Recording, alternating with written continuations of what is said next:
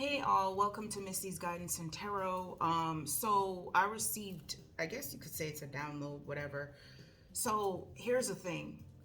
This morning, TMI, this morning when I was in the shower, because I get all my, like a lot of things come to me when I'm in the shower. So the thing that came to me is that somebody's about to come into union with their twin flame.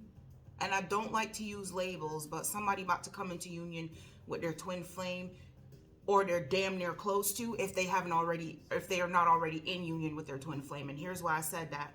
Because that song 2003 Bonnie and Clyde came to me, and the part that I'm hearing where Jay-Z asked Beyonce, he said, "You ready, B?" And then he said, "Oh," I guess she responded, and then he said, "Okay, let's go get him." And then after that, the part that I also heard was like, the only time we don't speak is when she's watching Sex in the City. She gets Carrie forever.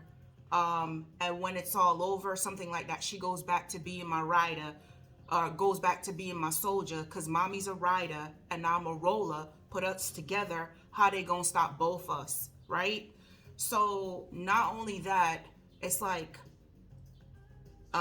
last night I was watching season 5 of Insecure, right? So there was a standoff between, so here's my thing.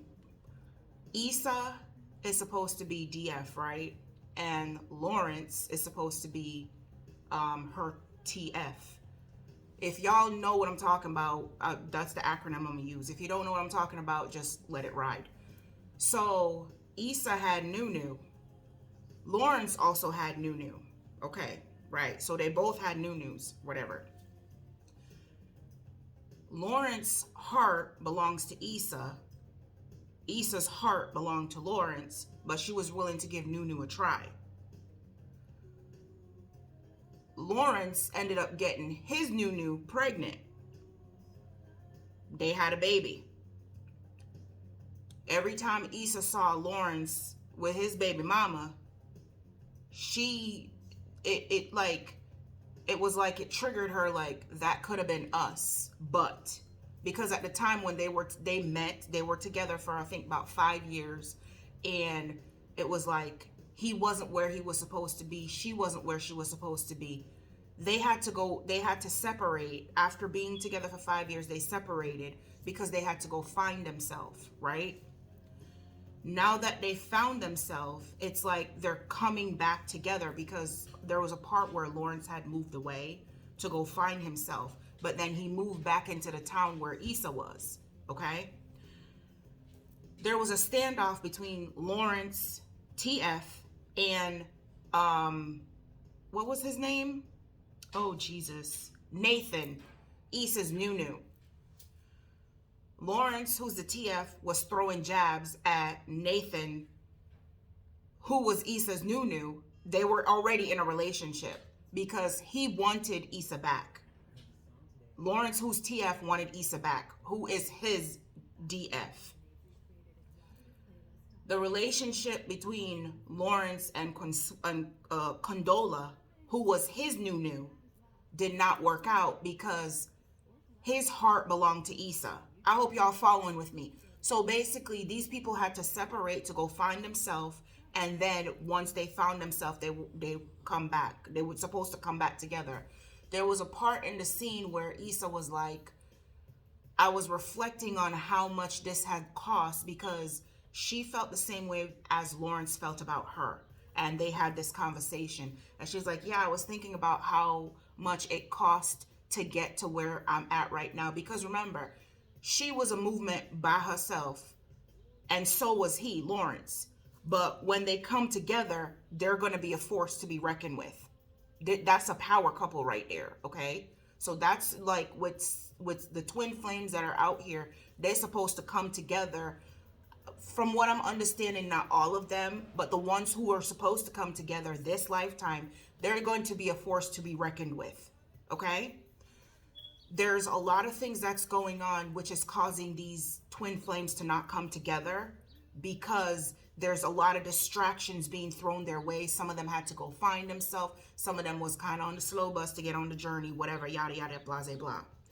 So in the end, she said, she wants to find out where it's going to lead when they get back together. And they did get back together. And it happened after they found themselves and they both became successful in their career. So she was a successful businesswoman. She created a project from the ground up and she became very successful. I forgot what he did. I think he worked in IT and he became successful in IT, or he was an architect, something like that. And he became successful as well. And they came together. And the scene that I saw was that she came home and he was there with the son that he had with his new, which is now his ex, or just a baby mama. And I'm not trying to say it to be like, say it to be like that, because the way I'm looking at it, there were Nathan and Condola was a casualty in this game of love and war, right? Because she really had feelings for Lawrence and Nathan really had feelings for Issa. And at the end of the day, the love between Issa and Lawrence, wait, did I say that right? Condola had feelings for Lawrence and Nathan had feelings for Issa. But it was unmatched because the love that Lawrence and Issa had for each other overpowered everything. So at the end result, it's that love conquered all. Love won in the end. Because Condola was a bit upset because it's like she really had feelings for Lawrence, only to find out that Lawrence's heart belonged to Issa. So she had no choice but to humbly bow out, because at the end of the day, their relationship became very rocky because she tried to be controlling, because she realized that I had a baby with a man that didn't even love me. Like, he was just, it was just like, I don't even know how to describe it, because his heart was already promised to Issa type situation. And Nathan was butthurt because him and Lawrence exchanged words at their friend's going away party. And he too realized that Lawrence still loved Issa and Issa still loved Lawrence. And he had no choice but to bow out as well, even though he still loved and cared for her, right? So they ended up coming together and they became a power couple. So I said all of that to say this. Somebody is damn near close to coming into union with their twin flame. And that's how I feel, because I feel like it's like they had to split apart to go find themselves, and now they found themselves and know what they want out of life. Now they get to come back together, right? So if they haven't already reunited, they're damn near close to being that. And all of these people and obstacles was put in their way to try to stop them from coming into union. Okay?